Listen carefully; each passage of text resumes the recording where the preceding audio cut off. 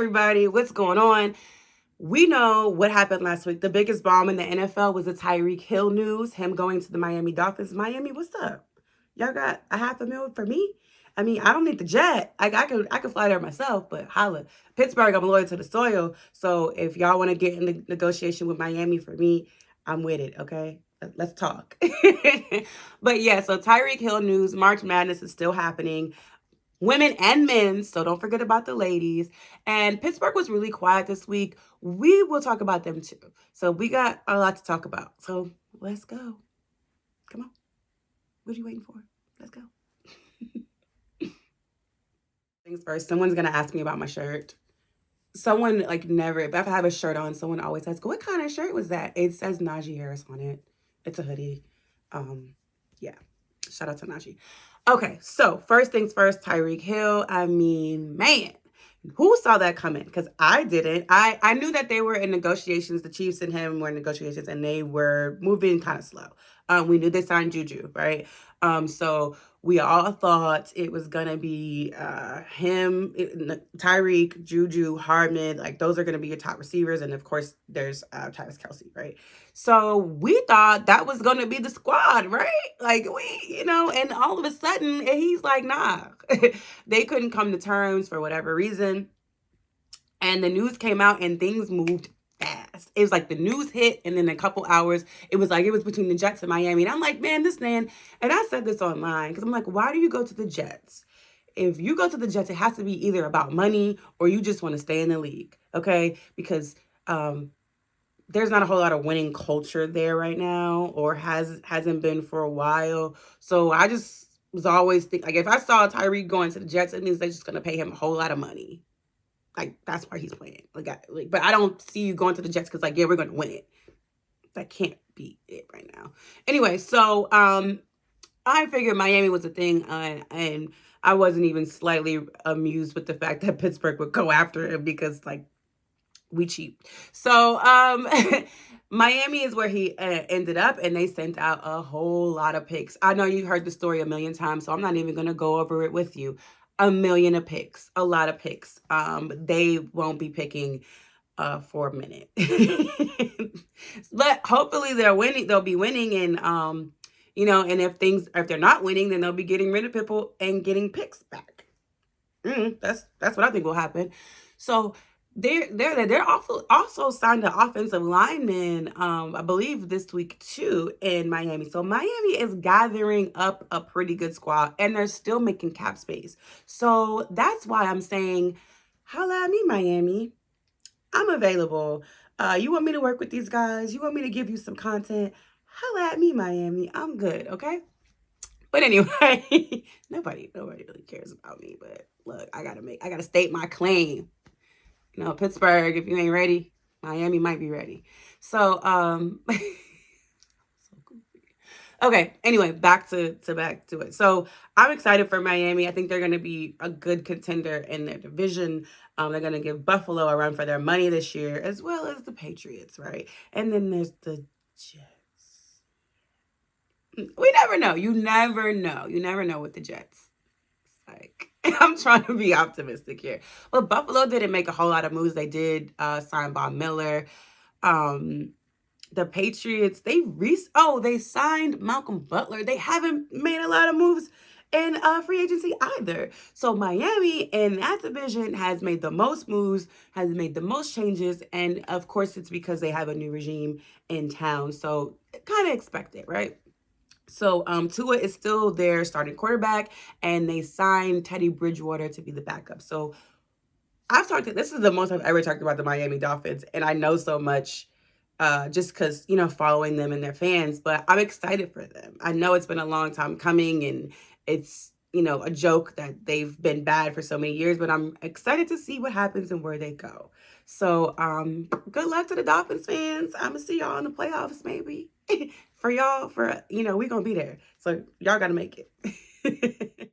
So, okay, NCAA tournament with the ladies. They are in their Sweet 16. They're not at the Elite 8 part yet. So today, Notre Dame and NC State is playing. That's your 1 and 5. They got Indy and UConn. Tennessee and Louisville, South Dakota, Michigan, South Carolina, and it's Cretan. I always say their name wrong. Cretan. I don't know why I always say Cretan wrong, but Cretan. You got South Dakota and Michigan. And then you have, sorry, y'all. South Dakota, Michigan, Texas, and Stanford. Yeah, Texas and Stanford. That's it for the women. Sorry, I'm going through it because I want to make sure I give the ladies their props. It's really hard. Like after 16 is when I can pay attention. The 8. When it gets to 8, that's when I'm more locked in. I like watching the games. I can't juggle well. So, but I wanted to make sure I get the ladies their props. Like I'm still stuck on UConn. Like UConn just has a legacy of just being great. But I'm gonna still root for Louisville as well. So let's see, ladies. And South Carolina's still number 1 too. I mean, they're the number 1 seed too. So we can't count them out. We can't. So I'm excited. So the 16 wraps up this weekend.